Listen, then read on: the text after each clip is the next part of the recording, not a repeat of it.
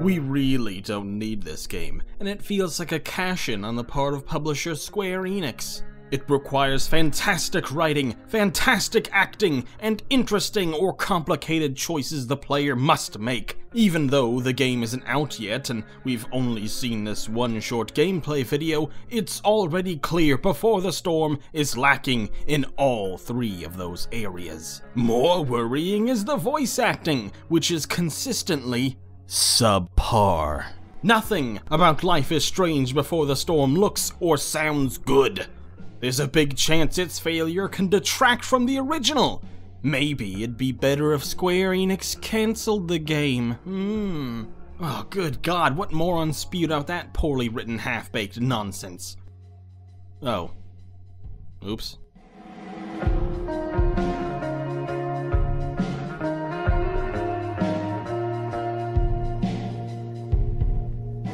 It's common for those working in any creative field to be repulsed by their old work. Sometimes it's not at all justified, we just like beating ourselves up for whatever reason. But sometimes, yeah, it's more than justified. Sometimes we discovered we actually screwed up pretty badly.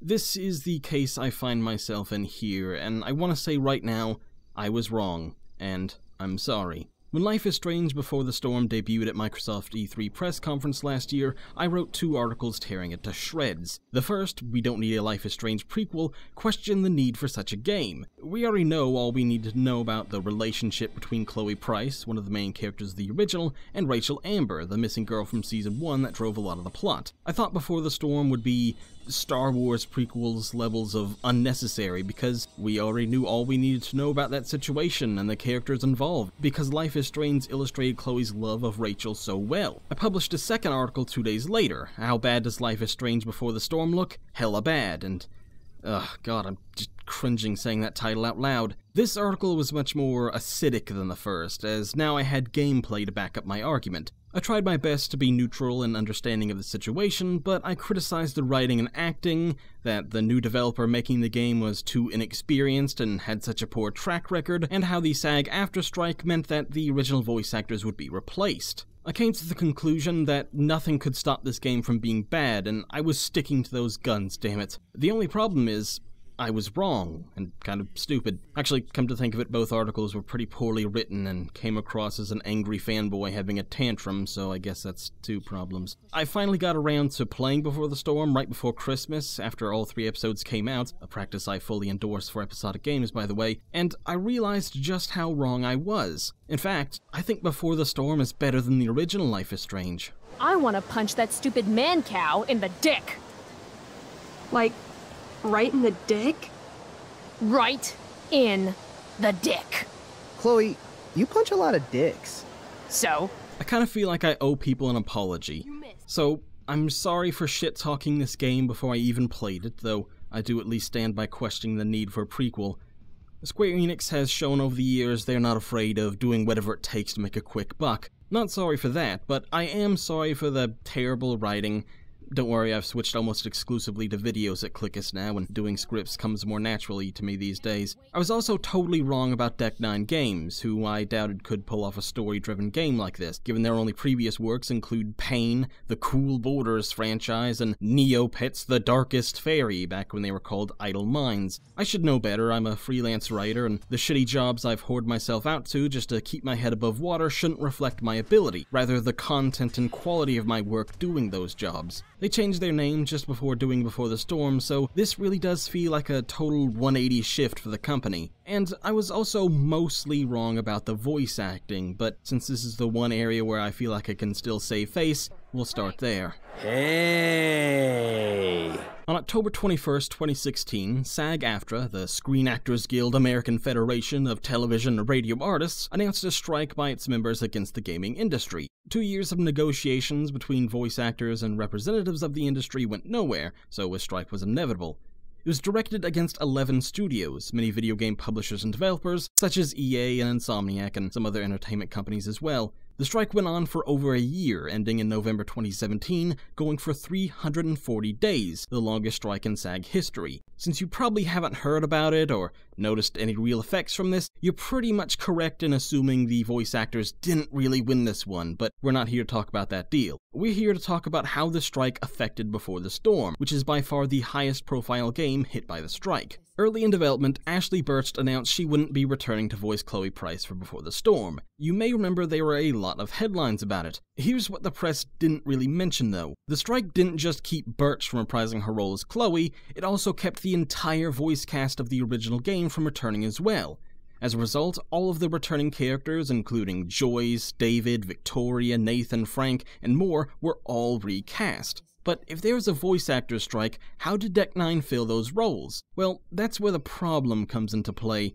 They hired actors who weren't associated with SAG-AFTRA, and the only actors who aren't part of the union are young and inexperienced. You can see how this might be a problem, especially in a story-driven game like Before the Storm. Take Rihanna DeVries replacing Ashley Birch as Chloe Price. Before the Storm is the first and previously only thing listed on her IMDb page.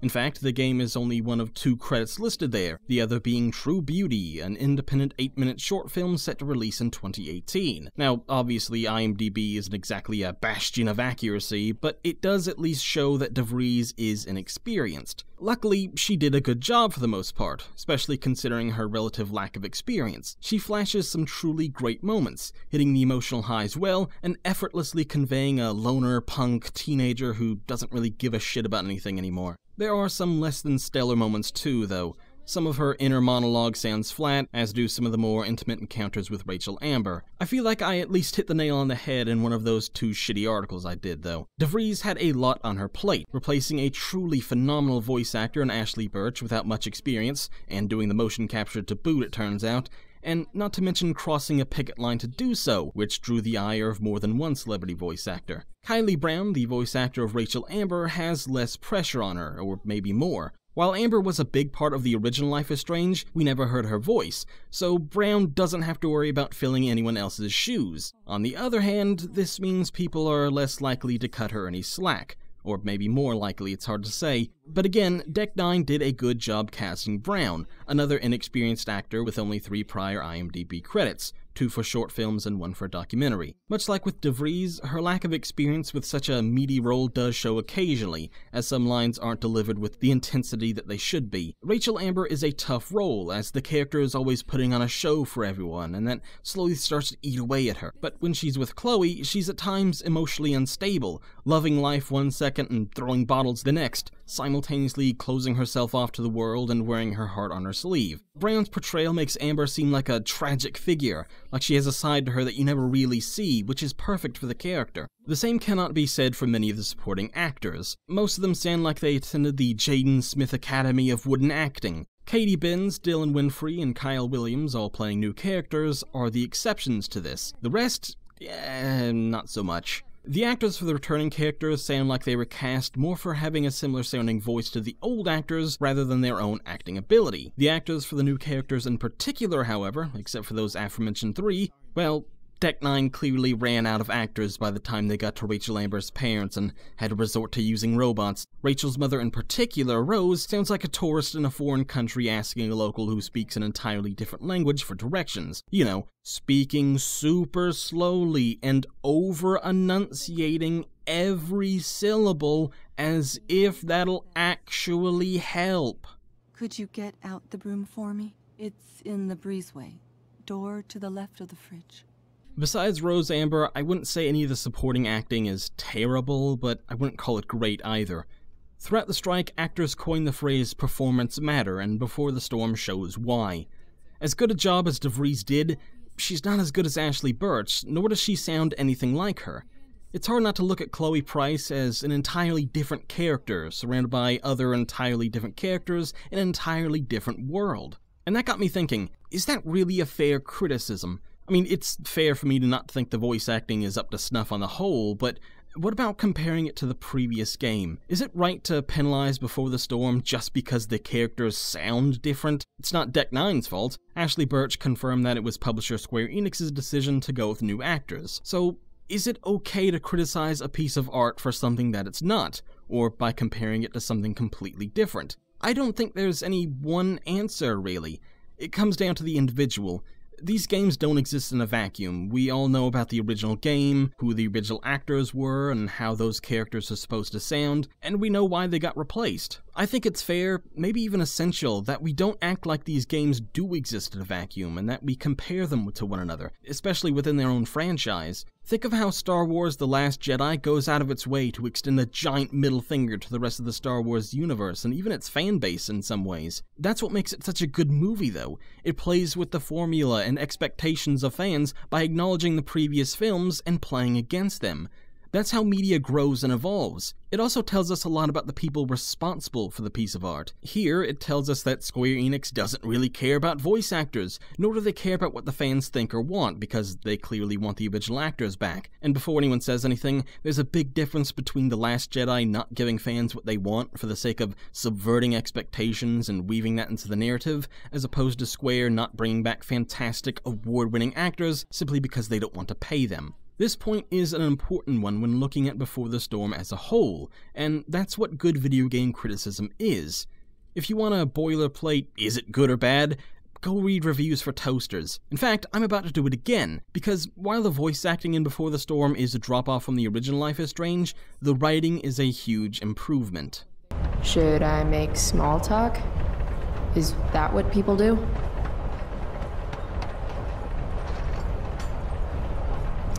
It's nice Rachel we're having.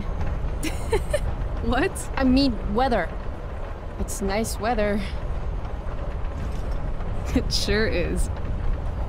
The dialogue and plotting in Before the Storm is an improvement over the original Life is Strange. Max Caulfield was simply a terrible character, never appearing human with her distinct lack of personality. The same goes for Kate Marsh, come to think of it. Many of the supporting characters, actually.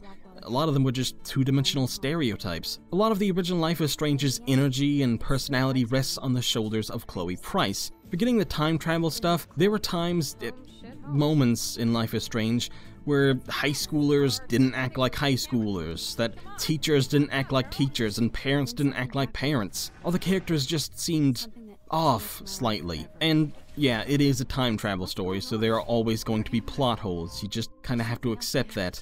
But most of all, and this is what's really soured my once love for Life is Strange over the years, it's the game's treatment of Chloe that really bothers me. Go back and replay the game and I think you'll see what I'm talking about. She dies multiple times per episode, she deals with loss and betrayal constantly, and then at the end there's this big sacrifice, either having to let her sacrifice herself, or ignoring what she wants and sacrificing the entire town to be destroyed just to keep her alive. The themes in that game are all over the place, there's no cohesion or consistency. That plagues Before the Storm as well, only to a lesser degree.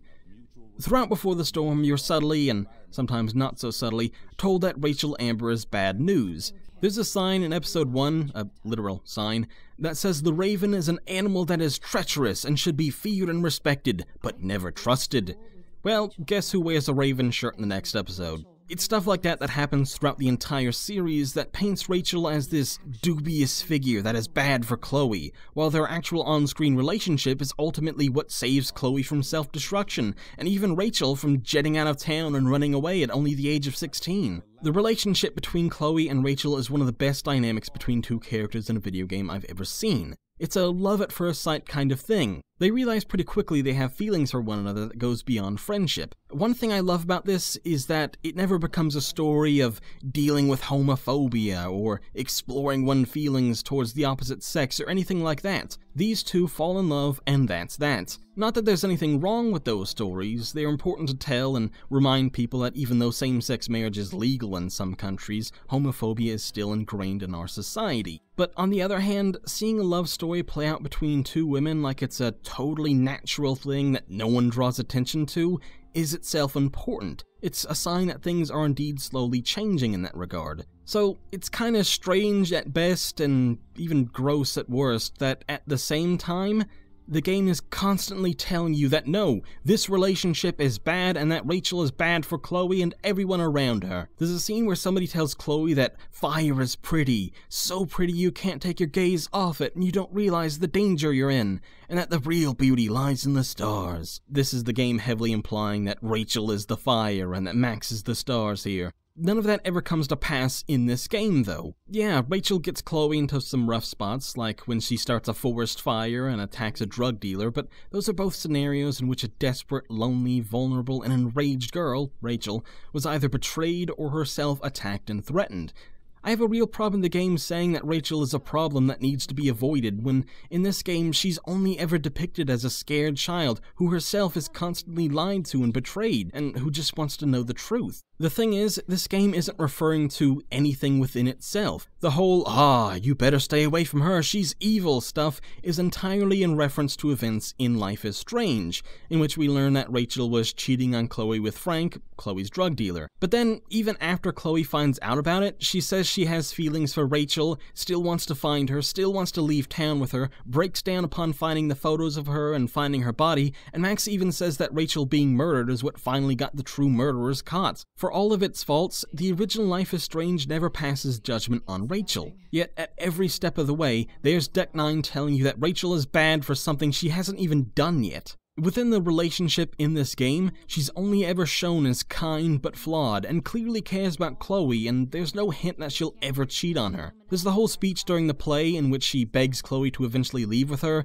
and that the corners of this world are mere prologue, which has to be a reference to the fact that they kind of both end up dead in Life is Strange, and they'll be together afterwards. I mean, which is it, Deck 9? Is Rachel the devil or a misunderstood girl who's been betrayed and needs someone to love? There's no consistency within the narrative whatsoever, as the game is happy to chastise Rachel one moment and show her as a damaged and scared kid the next. And don't think you're gonna get any help from the developers themselves.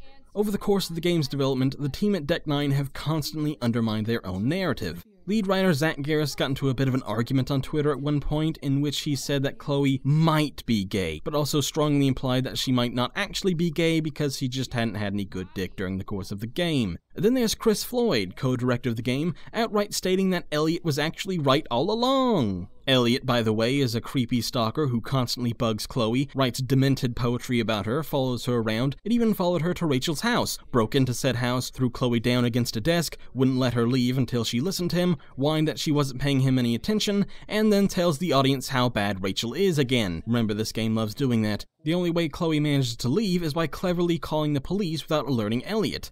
God, she even calls him a stalker at one point, and he denies it by giving the dictionary definition of what a stalker is. But it's okay, everyone. He saw true things no one else would admit to. God, what the hell is wrong with these people? It's like they accidentally stumbled into making a good game.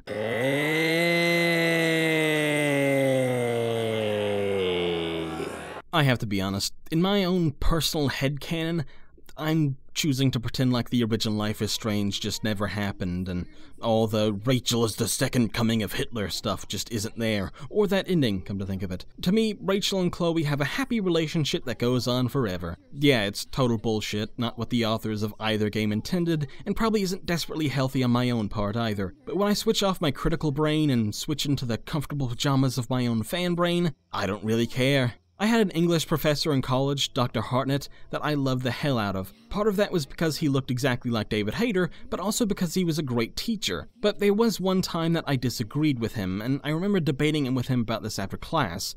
I can't remember what we were talking about in that lesson specifically, but he said something along the lines of, "It isn't up to us to assign meaning to art. Good artists seek to convey a message through their narrative and themes, and we, the audience, need to find that one specific meaning without trying to twist that meaning into our own interpretation." On one hand, yeah, that makes sense. Think of all the times you try to tell somebody something and they just refuse to listen. Better yet, think of all those douchebags that use Fight Club as some kind of lifestyle guide, not realizing that Tyler Durden isn't someone you're supposed to be living up to, he's the exact opposite. I write fiction myself, including the Fallout New Vegas mod War Trash a few years ago. Everyone was saying how great I did, not bragging or anything, but a lot of the time I had to ask myself what the hell some of these people were talking about. Great reference to such and such movie, they would say, and I had no idea what they were talking about because I hadn't even seen that movie before. They were seeing things that simply weren't there, and while I naturally took all the credit, it actually really frustrated me. The hell, I'm starting to convince myself that Dr. Hartnett was correct as I write this. And maybe he is right. I'm just a dude screaming on YouTube, and he was a highly trained and respected literary critic, writer, and professor that I accidentally insulted one time and then we never spoke again.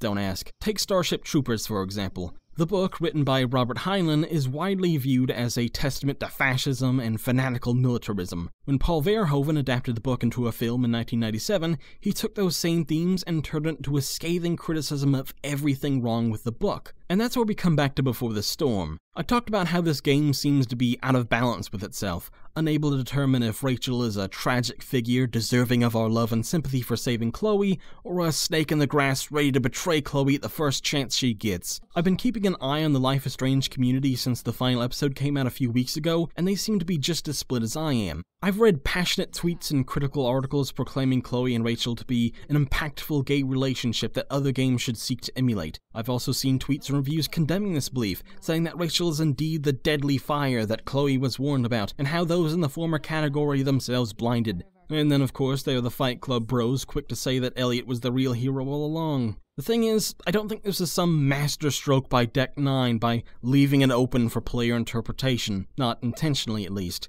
Yeah, Zach Garris is too afraid to talk about Chloe's sexual identity one way or the other, and Chris Floyd insists that Creeper Elliot has a point. It also kinda points to another thing Dr. Hartnett taught me. A good artist never reveals their hand. Again, I can't remember exactly what we were talking about, but he told us that the author of a story that we're reading outright said in an interview what all the themes and all the meaning behind that story was. And I think that's when it hit me. Dr. Hartnett believes that art only has one true meaning, that which the author imbued within it. He also believes that the author should never state what that meaning is, that we need to figure it out for ourselves as an audience. I think in a somewhat roundabout way, he has a point. We derive our own meaning from art, something far more personal than anyone else can imagine. The author might have thought of that meaning in a certain way, but how we interpret and filter that meaning through our own lens is up to us, and not for the author or anyone else to shatter. Maybe I'm just talking on my ass, I don't know. But from what I saw in Life was Strange Before the Storm, behind all the subtlety of a sledgehammer, the problems, the voice acting and plot, was my youth. I saw a lot of myself in this game, the kind of wild passion and impulsiveness only the young seem to possess, the self-destructive behavior and abandonment, the hope that you'll be able to fix everything on your own if you just try hard enough, making and losing new friends, finding love, and of course having to deal with classes and your parents. As a critic, we're told to always look at things with a critical eye, but sometimes that just doesn't tell us the whole story. As a critic, I think Before the Storm is a bit of a mixed bag, brilliant at times, but also utterly broken at others. But as me, Josh Griffiths, I love this game with all my heart.